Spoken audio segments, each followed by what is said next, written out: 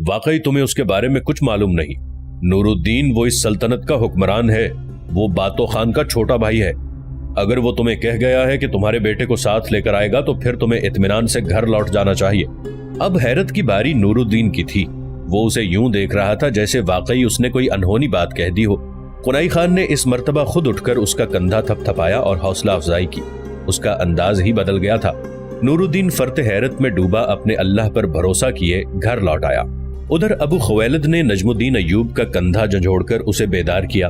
नजमुद्दीन अय्यूब आंखें मसलता हुआ बिस्तर पर उठ बैठा। वो हैरत से अबू खुवैलिद का चेहरा देख रहा था।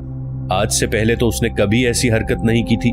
बेशक वो उसका सबसे बाएतमाद और वफादार गुलाम था, मगर ऐसी बेतकल्लुफी का मुर्तकिब होना भी उसकी सरिश्त में नहीं था। अबू खुवैलिद के चेहरे पर गहरी परेशानी आया थी। क्या बात है अबू खुवैलिद? आका, मेरे मुंह में खाक, मामला ही कुछ ऐसा आन पड़ा है कि मुझे इस गुस्ताखी का मुर्तकिब होना पड़ा। अबू खुवैलिद का लहजा आजिजाना था। हाँ बोलो, क्या हुआ? इस्माइल अय्यूबी ने दीगर उमरा के साथ मिलकर बगावत का आलम बुलंद कर दिया है। अभी अभी मुखबिर ने इत्तला दी है कि वो दमिश्क से निकलकर करीबी शहरों पर हमला आवर होने और उन्हें लूट मार का निशाना बनाने की मंसूबाबंदी कर रहे हैं। ठीक है, तुम फौरन मेरी रवानगी का इंतजाम करो, मैं खुद वहां पहुंचकर उनको देख लूंगा। नजमुद्दीन अय्यूब बिस्तर में से निकलता हुआ बोला। अलसुब एक बुरी खबर सुनने के बाद भी उसका चेहरा परेशानी के तासुर से बिल्कुल पाक था। उसने इस खबर को यूं सुना था जैसे कोई बड़ी बात रूनुमा नहीं हुई थी। अबू खुवैलिद हुक्म पाते ही तेजी से बाहर निकल गया। नजमुद्दीन अय्यूब अपने मुंतखब करदा गवर्नर इस्माइल अय्यूबी के बारे में सोच रहा था कि उसे ये मजमूम हरकत करने की जरूरत क्यों पेश आई। उसने वसवसों को झटका और नहाने के लिए हम्माम में घुस गया। जैसा कि पहले बताया जा चुका है कि मुल्कुल कामिल ने अपनी जिंदगी में शाम, फिलिस्तीन और मिस्र के तमाम इलाकों को फतह कर लिया था। उसकी जिंदगी में ही यरूशलेम और फिलिस्तीन के कुछ इलाके फ्रेडरिक सानी को दे दिए गए थे, जिनमें बैतुल मक़दिस, बैतुल लहम, नासरिया और याफा के इलाके शामिल थे। अक्का के वस्ती शहर भी उसके हवाले कर दिए गए थे। इस तमाम सूरत हाल का बुनियादी मकसद सिर्फ मुल्कुल कामिल की वसी व अरीज हुकूमत को मजबूत तर बनाना था। जब उसकी वफात का वक्त आन पहुंचा तो उसने अपनी सल्तनत को 4 हिस्सों में बांट दिया। मिस्र अपने 9 उम्र बेटे सैफुद्दीन अबू बकर को दे दिया। शाम और उससे मुल्हिका इलाके मुल्कुल जवाद को दे दिए। नजमुद्दीन अय्यूब ने इस्माइल अय्यूबी को दमिश्क में अपना गवर्नर बना रखा था। बसरा, वासित और नाबलस के इलाकों में उसका एक निहायत वफादार तुर्क गुलाम हुक्मरानी के फराइज संभाले हुए था। इस्माइल अय्यूबी की बगावत बेहद परेशान कुन थी, क्योंकि इस तरह सल्तनत के दीगर हिस्सों में भी फूट पड़ सकती थी और सलीबियों को मुसलमानों पर हमला आवर होने का सुनहरा मौका मिल सकता था। उसी दिन उजलत में तैयारी मुकम्मल की गई और नजमुद्दीन अय्यूब अपने गुलामों की कसीर जमात के साथ दमिश्क रवाना हो गया। अभी वो रास्ते में ही था कि उसे दूसरी इत्तला मिली कि शाह रोम कैकबाद बिन खुसरो बिन खलीज अरसलान ने अपनी अफवाज के साथ दमिश्क पर हमला कर दिया है। इस्माइल अय्यूबी को मौत के घाट उतार दिया गया है और दमिश्क पर कब्जा कर लिया गया है। रूमी अफवाज दमिश्क में लूटमार कर रही हैं और उसे ताख्तो ताराज करने में मशगूल हैं। नजमुद्दीन अय्यूब ने अपने भाई मुल्कुल जवाद के साथ नाबलस में मुलाकात की और उससे मदद मांगी। दोनों ने मिलकर रूमी लश्कर पर हमला कर दिया। दमिश्क शहर से बाहर घुमसान का रन पड़ा। रूमी लश्कर का दायां बाजू हमले के साथ माले गनीमत की निगरानी पर मामूर था। नजमुद्दीन अय्यूब ने अपने दस्तों के हमरा इसी जानिब से हमलों की शिद्दत बढ़ाई। उसके तुर्क, गर्जिस्तानी और अफ्रीकी गुलाम भी उसके शाना बशाना लड़ रहे थे। बैबरस का किसी अमली जंग में हिस्सा लेने का पहला मौका था। ये उसका पहला अस्करी तजर्बा था। बैबरस ने अपनी जिंदगी की पहली जंग एक बड़े हरीफ रूमी लश्कर के साथ लड़ी थी। रूमियों के शाना बशाना सलीबी नाइट भी थे। बैबरस ने अपने मखसूस तुर्क और मंगोलियाना हिकमत अमली से रूमी अफवाज को परेशान कर दिया था। नजमुद्दीन अय्यूब ने बैबरस की लड़ाई का अंदाज बगौर देखा। कई बार उसके लबों से बेअख्तियार तहसीन और आफरीन आमेज कलिमात निकल जाते। तमाम दिन हक व बातिल का ये मारका जारी रहा। कुछ सलीबी दस्ते रूमी अफवाज के साथ तो जरूर थे, मगर उन्होंने बराह रास्त जंग में हिस्सा नहीं लिया था। ये मुल्कुल कामिल से किए गए मुआहदे का असर था, या वो पहले ही ताड़ गए थे कि यहाँ उनकी दाल नहीं गल पाएगी। शाम होने से पहले ही जंग का फैसला हो गया। रूमी लश्कर माले गनीमत छोड़कर फरार हो गया। मलकुल जवाद और नजमुद्दीन अय्यूब ने काफी दूर तक उनका ताक़ुब किया। दोनों साहिबान फतह नुसरत से हमकिनार मगरिब के वक्त दमिश्क में दाखिल हुए। दमिश्क में हालात को दोबारा काबू में लाया गया। जब अमन व अमान की फजा कायम हो गई तो नजमुद्दीन अय्यूब को मिस्र वापसी का ख्याल आया। ये पहली मर्तबा हुआ था कि वो मिस्री लश्कर को साथ नहीं लाया था। उसका ख्याल था कि इस्माइल अय्यूबी और बागियों को वो गुलामों की फौज से ही संभाल लेगा। रूमी लश्कर के हमला आवर होने का तो उसे दूर दूर तक शायबा नहीं था। نجم الدین ایوب نے مصر واپسی کا ارادہ ترک کر دیا اور بلاد شرقیہ کی قیادت خود سنبھالنے کا فیصلہ کیا۔ یہ مشورہ اسے ملک الجواد نے ہی دیا تھا۔ اس نے دمشق کو ذیلی صوبہ بناتے ہوئے بصرہ کو اپنا مرکز بنایا۔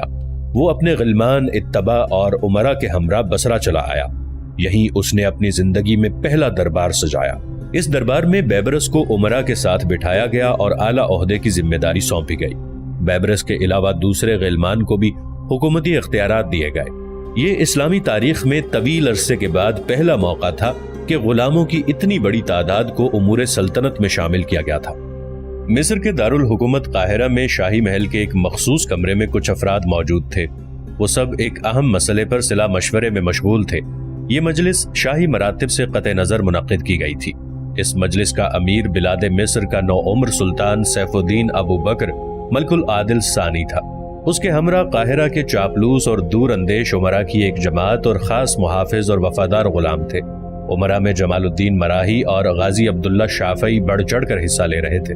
سلطان محترم، غازی عبداللہ شافعی اپنی بات پر زور دیتے ہوئے بولا، آپ کے بھائی نجم الدین ایوب نے رومی افواج کو شکست سے ہمکنار کر کے بلاد شرقیہ پر اپنی گرفت دوبارہ مستحکم کر لی ہے، اور یہ امر آپ کی حکمرانی کے لیے کسی خطرے سے کم نہیں ہے۔ قاہرہ میں تو وہ آپ کے خلاف محض چند لالچی امراء پر ہی تکیہ کیے ہوئے تھا، مگر بلاد شرقیہ کے مکمل استحکام کے بعد اب اس کے پاس ایک بڑا لشکر بھی موجود ہے۔ وہ فرصت پاتے ہی کسی بھی وقت مصر کا رخ کر سکتا ہے۔ آپ کو قبل از وقت اپنی حفاظت کے بارے میں کامل توجہ دینا چاہیے، خصوصاً ان امراء کو گرفتار کرتے ہوئے زندان میں ڈال دینا چاہیے جو کہ اس سے تعاون کر رہے ہیں۔ اگر فوری یہ قدم نہ اٹھایا گیا تو آپ کو بیرونی خطرے کے ساتھ ساتھ اندرونی سازش کا بھی سامنا کرنا پڑے گا۔ اس بارے میں ذرا بھی تامل سے کام نہیں لینا چاہیے۔ سلطان مکرم، جمال الدین المراہی اس کی بات مکمل کرتے ہوئے تیزی سے بولا، میں نے آپ کو پہلے ہی خبردار کر دیا تھا کہ نجم الدین ایوب کے ارادے نیک نہیں ہیں۔ وہ آپ کی کم عمری کا فائدہ اٹھانا چاہتا ہے۔ اس کا بنیادی مقصد محض اقتدار کا حصول ہے۔ رشتے ناتے اس کی نگاہ میں کوئی حیثیت نہیں رکھتے۔ ویسے امور سلطنت میں کوئی کسی کا بھائی یا بیٹا نہیں ہوا کرتا۔ آپ کو فوری کوئی عملی قدم اٹھانا چاہیے، کہیں ایسا نہ ہو کہ دیر ہو جائے۔ ابن مقصنکر، سیف الدین ابو بکر نے اپنے دانا اور وفادار غلام کی جانب دیکھتے ہوئے پوچھا، تم اس بارے میں کیا کہتے ہو؟ آقا، وہ مؤدب انداز میں گویا ہوا، آپ کا اقبال بلند ہو۔ امرائے مصر کی موجودگی میں بھلا میری کیا رائے ہو سکتی ہے؟ بہرحال میری ناقص رائے میں نجم الدین ایوب کو کسی ایسی دشواری میں مبتلا کر دینا مناسب ہوگا جس میں الجھ کر وہ بلاد مصر کا رخ کرنا بھول جائے۔ امیر الحاجب، تمہارا کیا مشورہ ہے؟ میں آپ کے غلام سے کامل متفق ہوں۔ یہی واحد اور محفوظ راستہ ہے کہ نجم الدین ایوب کو دوسرے امور میں الجھا دیا جائے، لیکن یہ سلسلہ کڑی در کڑی جاری رہنا چاہیے تاکہ اسے اپنی فکر پڑ جائے اور وہ انہی مشکلات میں الجھ جائے۔ اس طرح آپ کی حیثیت بھی پردے میں رہ جائے گی اور اسے ذرا بھر شک نہیں ہوگا کہ یہ سب آپ کا کیا دھرا ہے۔ غازی، تم کیا کہتے ہو؟ سلطان محترم، غازی عبداللہ شافعی تفکر آمیز لہجے میں بولا، یہ تجویز بری نہیں ہے، مگر یہ سب اتنا آسان بھی نہیں ہے۔ نجم الدین ایوب کوئی بچہ نہیں ہے کہ اسے معلوم نہ ہو سکے کہ حالات کا یہ کھیل کس کا رچایا ہوا ہے اور اسے جان بوجھ کر کسی جال میں پھنسایا جا رہا ہے۔ میرے خیال میں شاہ روم کو دوبارہ جنگ کی ترغیب دی جائے اور مصری افواج سے مکمل تعاون کی یقین دہانی کرائی جائے۔ اس طرح آپ کو دو فائدے حاصل ہوں گے، ایک تو شاہ روم سے آپ کے دوستانہ تعلقات کی نوعیت مزید مستحکم ہو جائے گی، جن کی بنا پر وہ بلاد مصر پر حملہ آور ہونے کی کوشش نہیں کرے گا، اور دوسرا گزشتہ دنوں دمشق کے مارکے میں نجم الدین ایوب کے ہاتھوں اٹھائی گئی ہزیمت کو بھی تسکین ملے گی۔ ممکن ہے کہ اس جنگ میں نجم الدین ایوب مارا جائے، ورنہ دوسری صورت میں اسے گرفتار کر کے قیدی بنا لیا جائے گا اور آپ کے مستقبل پر موجود ایک بڑا خطرہ ہمیشہ کے لیے دم توڑ دے گا۔ تمہاری بات میں دم ہے، سلطان ابو بکر سر دھنتے ہوئے بولا، مگر اس بات کی کیا ضمانت ہے کہ شاہ روم بلاد شرقیہ پر قبضہ کرنے کے بعد بلاد مصر کا رخ کبھی نہیں کریں گے؟ بلکہ اگر وہ بلاد شرقیہ پر قابض ہونے میں کامیاب ہو گئے تو وہ ارد گرد کی تمام ریاستوں کو بھی ہڑپ کرنے کی کوشش کریں گے۔ کیا تم ماضی کی مثالیں بھول گئے ہو؟ نصارہ ہمیشہ وعدہ خلافی کے مرتکب ہوئے ہیں۔ میں کم از کم شاہ روم پر کسی قسم کے بھروسہ نہیں کر سکتا۔ کوئی اور حل تم لوگوں کے ذہن میں ہو تو وہ بیان کرو۔ سلطان محترم، عقبی پہلو میں بیٹھا امیر دھیمے لہجے میں بولا۔ تمام لوگوں کی نگاہیں اس پر مرتکز ہو گئیں۔ وہ امیر تمام گفتگو میں بالکل خاموش رہا تھا۔ آپ اگر اپنے چچا عماد الدین سے مدد حاصل کریں تو وہ سب سے زیادہ مناسب ہوگا۔ کھل کر بتاؤ کیا کہنا چاہتے ہو؟ سلطان محترم، میری ناقص رائے یہ ہے کہ آپ اپنے چچا عماد الدین اسماعیل کو ایک مراسلہ بھیجیں جس میں نجم الدین ایوب کی سابقہ سازشوں اور کارستانیوں کا حال تفصیل سے موجود ہو۔ ان سے گزارش کی جائے کہ وہ نجم الدین ایوب کے علاقوں پر حملہ کر کے قابض ہو جائیں اور اسے گرفتار کر کے زندان خانے میں ڈال دیں۔ ہمیں بلاد شرقیہ سے کوئی دلچسپی نہیں ہے۔ عماد الدین اسماعیل آپ کے حقیقی چچا ہیں، ان سے یقیناً آپ کو کسی قسم کا خطرہ نہیں ہوگا۔ جہاں تک میری معلومات ہیں انہیں بلاد شرقیہ سے خاصی رغبت ہے، وہ بلاد مصر کا رخ کرنا خلاف طبیعت سمجھیں گے۔ بہت خوب۔ سلطان سیف الدین ابو بکر اپنی جگہ بیٹھے بیٹھے بے اختیار جھوم سا گیا۔ تمہاری رائے سب سے زیادہ معقول ہے۔ میں ابھی چچا عماد الدین اسماعیل کو ایک مراسلہ جاری کرنے کا انتظام کرتا ہوں۔ سلطان سیف الدین ابو بکر اس تجویز سے خاصا متاثر دکھائی دے رہا تھا۔ سلطان کے مزاج کو مد نظر رکھتے ہوئے دوسرے خوشامدی امراء نے بھی بھرپور چاپلوسی کا مظاہرہ کیا اور اس آخری فیصلے پر زمین آسمان کے قلابے ملانا شروع کر دیے۔ نو عمر سلطان نے اسی وقت کاتب کو طلب کیا اور ان امراء کے باہمی صلاح و مشورے سے شاہی مراسلہ چچا عماد الدین اسماعیل کے نام لکھوایا، جس میں نجم الدین ایوب پر محل سلطانی کے خلاف سازش کرنے کے علاوہ کئی دوسرے کڑے الزامات عائد کیے گئے تھے۔ اسے حصول اقتدار کا حریص کہا گیا۔ اسی شام وہ مراسلہ عماد الدین اسماعیل کی جانب روانہ کر دیا گیا۔ ادھر اردو زریں کے دارالحکومت سرائے سے ایک گھڑ سوار تیزی سے نکلتا ہوا مشرق کی جانب روانہ ہو گیا۔ وہ سیاہ لباس میں ملبوس تھا اور اس نے اپنا چہرہ سیاہ نقاب سے چھپا رکھا تھا۔ اس کی تیز رفتاری سے ظاہر ہو رہا تھا کہ اسے اپنی منزل پر پہنچنے میں جلدی تھی۔ نصف دن کے مسلسل اور تھکا دینے والی مسافت طے کرنے کے بعد وہ ایک بستی کے پاس جا پہنچا جو کہ قرناقہ کے نام سے مشہور تھی۔ یہ ایک چھوٹا سا شہر تھا جہاں منگولوں کا خاص قبیلہ ازقائی آباد تھا۔ یہ قبیلہ منگولوں میں ممتاز حیثیت کا حامل تھا۔ حب الوطنی کے علاوہ جو چیز ان میں عام پائی جاتی تھی وہ انسانی اقدار کا احترام تھا۔ چنگیز خان کے لشکر میں رہتے ہوئے بھی ان لوگوں نے قتل و غارت اور طاقت و تاراجی سے ممکنہ طور پر گریز کیا تھا۔ اجڑے ہوئے شہروں کو آباد کرنے اور لوگوں میں خوف و ہراس کو ختم کرنے میں ان کا کردار بڑا نمایاں رہا تھا۔ گھڑ سوار تیزی سے ان کی بستی میں داخل ہوا اور سیدھا وسطی حصے میں جا پہنچا۔ کئی لوگوں نے مڑ کر اس پر ایک سرسری نگاہ ڈالی اور پھر اپنے کاموں میں مشغول ہو گئے۔ شاید اس طرح کے لوگوں کی آمد ان کے لیے کوئی انوکھی بات نہیں تھی۔ گھڑ سوار ایک بڑے پختہ مکان کے سامنے جا ٹھہرا۔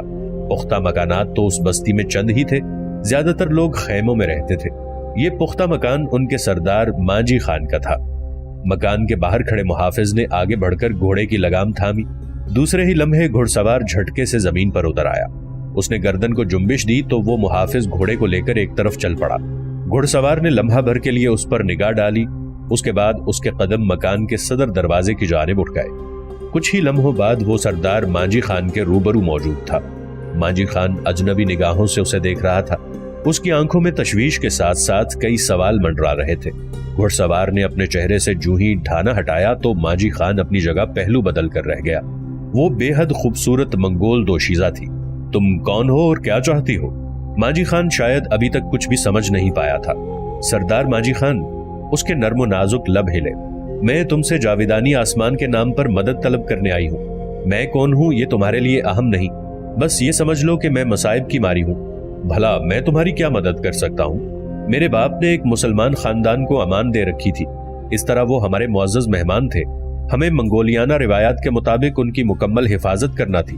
اس مسلمان خاندان کے سربراہ کا ایک طاقتور قبیلے سے جھگڑا ہو گیا جس پر وہ اسے قتل کرنے پر تل گیا۔ اتفاق سے اس قبیلے کا ایک فرد مسلمانوں کے ہاتھوں قتل ہو گیا۔ یہ ان کے غصے کو بھڑکانے کے لیے کافی تھا۔ انہوں نے سب باتوں کو پس پشت ڈالتے ہوئے اس خاندان پر حملہ کر دیا۔ ان لوگوں کے تحفظ کی خاطر میرا باپ اور بھائی دونوں خونی میدان میں اتر آئے اور پھر دیکھتے ہی دیکھتے اس قبیلے نے اس مسلمان خاندان کے بزرگ لوگوں کو بڑی بے دردی سے قتل کر دیا۔ عورتوں کی پامالی کی گئی اور میرے باپ اور بھائی کو ان کی مدد کرنے کے جرم میں موت کے گھاٹ اتار دیا گیا۔ وہ پری پیکر بولتے بولتے رک گئی تھی۔ دبی دبی سی سسکیاں اس کی لگی۔ اس کی آنکھوں میں شبنم کے موتی جگمگانے لگے۔ میں سب سمجھ گیا ہوں، تم بالکل فکر نہ کرو، میں تمہاری ہر طرح سے مدد کرنے کو تیار ہوں۔ تم یہ واضح کرو کہ تم اب کیا چاہتی ہو۔ میں اب اس لیے آپ کے پاس آئی ہوں کہ اس مسلمان خاندان کا ایک نوجوان ابھی تک ان لوگوں کے قبضے میں ہے اور مجھے پتا چلا ہے کہ اسے چند دنوں میں قتل کر دیا جائے گا۔ میں یہ چاہتی ہوں کہ میرے باپ نے جس خاندان کو امان دی تھی کم از کم اس کا آخری چشم و چراغ زندہ بچ جائے۔ وہ اپنے پلو سے آنسو صاف کرنے کی کوشش کرنے لگی۔ میں اپنے تئیں پوری کوشش کروں گا کہ اسے زندہ بچا لوں، مگر ابھی تک تم نے ان لوگوں کی بابت کچھ نہیں بتایا جنہوں نے یہ ظلم ڈھایا ہے۔ وہ سرخ قبیلے کے لوگ تھے. میں نہیں جانتی کہ ان کا تعلق کس طبقے سے تھا. سرخ قبیلہ؟ ماجی خان حقارت سے بولا. منگولوں میں سے اگر یہ قبیلہ مٹ جائے تو خون کی ندیاں بہنا ہمیشہ کے لیے بند ہو جائیں. خون کے پیاسے وحشی درندے. اس کے لہجے میں ان کے لیے گہری نفرت موجود تھی. دیکھو، میں خون خرابہ پسند نہیں کرتا، مگر ایک اچھے انسان کی بے حد قدر کرتا ہوں. میں انسانی ہمدردی کے جذبے کے تحت اس نوجوان کو ہر قیمت پر بچاؤں گا. تم بے فکر ہو کر یہاں رہو، میں آج ہی اس کی مدد کے لیے روانگی کا بندوبست کرتا ہوں. اور ہاں، تم یقیناً ازقائی قبیلے کی روایات تو جانتی ہوگی. ہم بلا معاوضہ کسی کی مدد نہیں کرتے. سردار ماجی، میں جانتی ہوں، اسی لیے تمہارے پاس آئی ہوں. یہ رہا تمہارا معاوضہ. اس نے پہلو میں بندھی ہوئی چھوٹی سی تھیلی اس کی جانب بڑھائی. سردار ماجی خان نے تیزی سے وہ تھیلی تھامی اور اپنے ہاتھ پر الٹ دی. اس میں بڑی مقدار میں سونے کے سکے موجود تھے. سردار ماجی نے مسکراتے ہوئے سر ہلایا اور گویا ہوا. ازقائی روایات کے مطابق تمہیں یہاں پناہ مل سکتی ہے. اگر تم چاہو تو یہیں مستقل طور پر مقیم ہو سکتی ہو. میں یہاں نہیں رہ سکوں گی. میرے گھر میں 2 بہنیں اور ماں تنہا ہے. مجھے اندھیرا ہونے سے پہلے ان کے پاس واپس لوٹنا ہے. آپ بس اتنی مہربانی کر دیجئے کہ اس نوجوان کو رہائی دلا کر آزاد کر دیجئے. وہ خود ہی میرے پاس چلا آئے گا. اس نے نفی میں سر ہلاتے ہوئے جواب دیا. جیسی تمہاری مرضی. اگر تم چاہو تو اپنے کنبے کے ہمراہ مستقل طور پر یہیں آ سکتی ہو. اس امر کا فیصلہ میں وقت آنے پر کروں گی کہ کیا کرنا چاہیے. پہلے آپ اس نوجوان کے بارے میں کچھ کیجئے. یہ نہ ہو کہ وہ بھی بے گناہ مارا جائے. میں آپ کی اس مدد کے لیے ہمیشہ مشکور رہوں گی. میرے باپ اور بھائی کی ارواح آپ پر سلامتی بھیجیں گی. ماجی خان اگر کوئی وعدہ کر لے تو اس پر ہر قیمت پر پورا اترتا ہے، چاہے اس میں اس کی اپنی جان بھی کیوں نہ چلی جائے. تم بے فکر ہو کر اپنے گھر جاؤ. جلد ہی وہ نوجوان اپنے قدموں پر چل کر تمہارے پاس پہنچ جائے گا. ماجی خان فرط جذبات میں سرشار دکھائی دے رہا تھا. وہ اٹھ کھڑی ہوئی. اس نے اپنے لبادے کو درست کیا اور چہرے کو دوبارہ نقاب میں چھپا لیا. اس نے روانگی کی اجازت طلب کی تو ماجی خان چونک کر بولا. تمہارا نام کیا ہے؟ میں اس نوجوان کو کیا بتاؤں گا کہ تمہاری اس آزادی کی سفارش کس ماہ پیکر نے کی تھی؟ اس سے صرف اتنا کہہ دیجیے گا کہ جو کچھ گل سے ہو سکا اس نے کر دیا. ماجی خان حنقوں کی طرح دیدے پھاڑے کھڑا رہا. وہ تیزی سے باہر کی جانب لپکی اور دیکھتے ہی دیکھتے بستی سے دور ہوتی چلی گئی. وہ گل وقوز تھی، قونائی خان کی بیٹی اور مطیع الدین پر جان نثار کرنے والی محبوبہ. اس کے ذہن میں یہ انوکھی ترکیب آئی تھی. اس نے بظاہر جھوٹ سے کام لیا تھا، مگر اس کا جھوٹ ہی مطیع الدین کی زندگی بچا سکتا تھا. ماجی خان براہ راست حملے کی بجائے چوری چھپے واردات کرنے کا عادی تھا. اسے اپنے طریقوں پر بے حد ناز تھا کہ وہ انسانی زندگی کو بچانے کے لیے انوکھے انداز میں کام کرتا ہے. گل وقوز کی بھی یہی خواہش تھی کہ کسی بھی انسانی جان کے ضیاء کے بغیر ہی مطیع الدین اپنے گھر لوٹ آئے. سرخ قبیلہ اس کی سوتیلی ماں کا میگا بھی تھا. وہ اچھی طرح جانتی تھی کہ وہ لوگ مسلمانوں سے بے حد نفرت کرتے ہیں اور انہیں قتل کرنے میں ذرا بھر تساہل سے کام نہیں لیتے. اس کے ذہین دماغ نے اسے اکسایا اور وہ اپنے گھر سے دور تن تنہا یہاں تک پہنچ گئی. ادھر بصرہ میں رہتے ہوئے دمشق کی گلیاں بیبرس کو یاد آ رہی تھی. اسے بلاد شرقیہ میں آئے ہوئے 6 ماہ بیت چکے تھے، مگر وہ دیگر کاموں میں اتنا مصروف رہا کہ اسے اپنی خبر تک نہ رہی. آج فرصت کی گھڑیاں جو میسر آئیں تو اس کے دل و دماغ پر ہیجان سطاری ہو گیا. ماں جیسی مشفق خاتون فاطمہ کا چہرہ اس کی نگاہوں کے سامنے گھومنے لگا. دمشق یہاں سے تھوڑے فاصلے پر تھا. اس کے دل میں دمشق جانے کی خواہش مچلنے لگی. وہ اتنا با اختیار ہو چکا تھا کہ کسی کو کچھ بتائے بغیر دمشق روانہ ہو جاتا، مگر اس کی طبیعت میں نافرمانی اور سرکشی نہیں تھی. اس کے دل نے بغیر اطلاع کے کہیں جانا گوارا نہیں کیا. وہ سیدھا نجم الدین ایوب کی خدمت میں پہنچا. نجم الدین ایوب اس وقت اپنے محل کی بالائی منزل پر موجود تھا. وہ کسی کام میں مصروف تھا کہ بیبرس کی صورت دیکھ کر سنبھل گیا. آقا، بیبرس لفظوں کو ترتیب دینے لگا. میں 2-1 دن کے لیے دمشق جانا چاہتا ہوں. آپ کی رضامندی مطلوب ہے. دمشق؟ نجم الدین ایوب اس کی اچانک اور غیر متوقع فرمائش پر چونک پڑا. وہاں کس کام کی حاجت آن پڑی ہے؟ میں اپنی ماں سے ملنا چاہتا ہوں. بیبرس نگاہیں جھکا کر بولا. وہ فاطمہ کے ذکر پر مغموم سا ہو گیا. نجم الدین ایوب اس کے جواب پر ششدر رہ گیا. وہ عجیب سی نگاہوں سے اسے دیکھنے لگا. مگر تم نے تو بتایا تھا کہ تمہارا کوئی رشتہ دار زندہ ہے یا نہیں، اس بارے میں تم بالکل لا علم ہو. یہ حقیقت ہے کہ میں اپنے کسی سگے کے بارے میں وثوق سے کچھ نہیں کہہ سکتا، مگر ایک ہستی ایسی ہے جس کو میں اپنی ماں سمجھتا ہوں. اس کی شفقت اور صلہ رحمی میں مجھے میری ماں کی جھلک نظر آتی ہے. ٹھیک ہے، تم 2 دن میں واپس لوٹ آنا. نجم الدین ایوب نے لاپرواہی سے جواب دیا. شاید اسے اس بات کی کوئی پرواہ ہی نہیں تھی کہ بیبرس واپس لوٹے گا یا نہیں. میں آپ کا بے حد شکر گزار ہوں. بیبرس کے چہرے پر سرخی سی پھیل گئی. وہ وہاں سے تیز قدموں سے نکلا اور محل میں اپنے خاص کمرے میں پہنچا۔ وہاں سے ضروری سامان لے کر وہ سیدھا بصرہ کے بازار گیا۔ اس نے ابو مسعود کے لیے ایک عمدہ لباس خریدا اور اپنی ماں جیسی مالکہ کے لیے کچھ اشیاء لی۔